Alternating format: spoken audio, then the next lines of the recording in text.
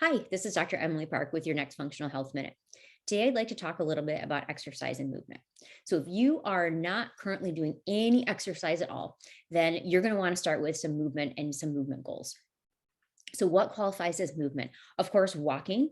So, getting your steps per day in, but it does not have to be walking. It could be anything else that requires movement, right? So, it could be biking, swimming, rowing, gentle yoga, Tai Chi, Qigong, anything that gets the body moving. Now, if you don't know what your current status is with movement, then I think it's really great to get, a fitness tracker or even a pedometer. So that way, if you're doing steps per day, for example, okay, hey, I'm only doing 2000 steps per day. And you can set a reasonable goal like, all right, my next goal is going to be 2500 steps a day or 3000 steps a day, not trying to jump right up to that, famous 10,000 steps a day right away. You want to set reasonable goals that you can achieve. So movement would be the first part. Then once you've kind of got your daily movement down, then you're going to want to move on to exercise. So the recommended amount of exercise is 150 minutes per week of moderate intensity exercise. What is moderate intensity? That means, getting your heart rate up a little bit, you're sweating a little bit, you're breathing a little bit heavy. It might be hard to, talk with a friend while you're doing it. That's kind of how I would describe moderate intensity exercise. You can achieve this doing any type of exercise you want. It could be cardio, it could be weightlifting, it could be classes, it could be literally anything that can get you to achieve this moderate intensity goal. Now, beyond that, because I get asked this question a lot, like what's the best type of exercise? Honestly, it's the exercise that you'll do. It's the exercise that you're most excited about. That's where I like people to start because you want something that you are looking forward to doing. You don't want something you're dreading. You don't want to do it just because someone told you to do it. You want to actually be looking forward to it and you want to get benefit from it as well.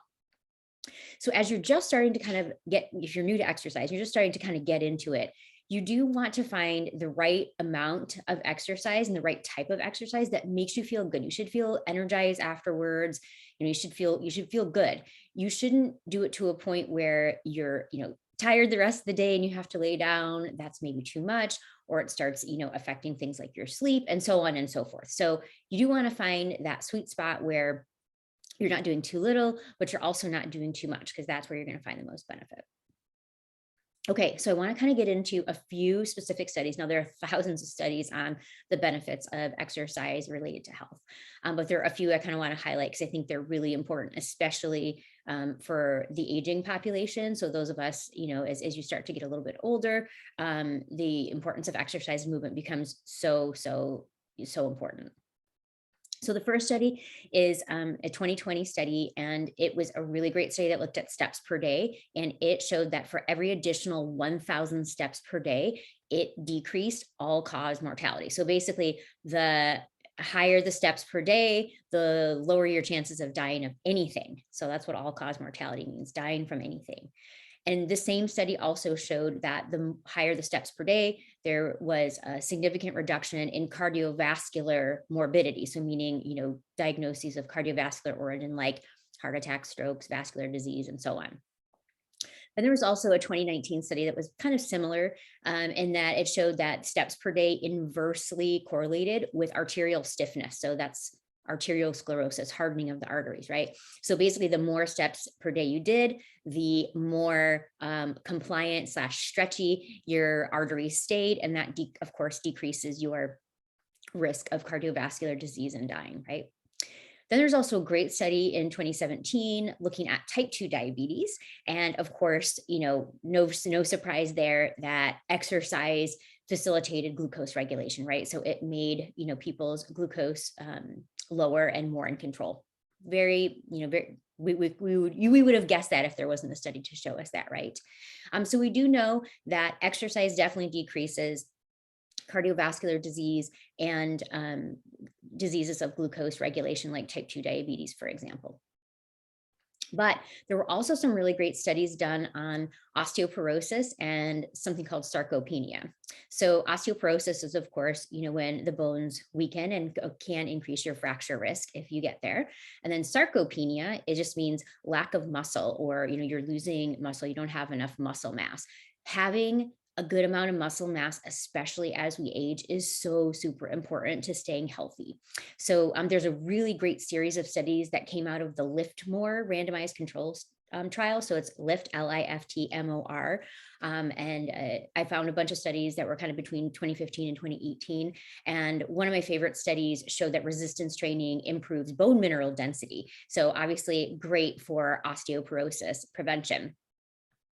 And if depending on where you live, if you have osteoporosis, you might want to check out, there are some facilities that are specifically designed to help with osteoporosis prevention, like specific exercises. There's here locally in Arizona, there's these facilities called OsteoStrong, and their whole goal is, helping to improve bone mineral density, meaning helping to improve osteoporosis and osteopenia. Osteopenia is the first step. That means like you're starting to lose some bone, and then osteoporosis means there's some significant bone loss.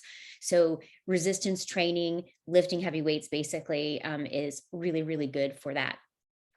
Lifting weights is also obviously, of course, really good for building muscle and keeping the muscle that you have. So there was a great study done in 2021 that showed that resistance training was highly effective in attenuating sarcopenia, so loss of muscle, and frailty. And that's really important because obviously if you have frailty, lack of muscle, your balance is going, you could start losing balance. And then this is where, if you do have osteoporosis, obviously there's going to be increased risk of fracture. So there's tons, I could keep going on the research studies. There's tons of them out there that, show the benefits of exercise. But if you, were to ask me what is my optimal recommendation for exercise, it will definitely include some resistance training. And I do recommend, if you're new to it, you haven't really lifted weights before, I do recommend, if you can do it at all, to get a really good, good high quality personal trainer, at least for a few sessions, to help them build a program for you, and so they can watch you to make sure that you're doing the form properly, you're not going to hurt yourself, and so on and so forth. But resistance training, doing some form of weightlifting is, I think, really, really important. But then aside from that, if you're going to if you do that 2 or 3 times a week, the rest of the week, if you want to keep exercising, you would do whatever else makes you happy, right? So that might be running, it might be yoga, if you're me, it's rock climbing. You can do any exercise that you want to do that is in that moderate intensity zone. So this is Dr. Emily Park with your Functional Health Minute.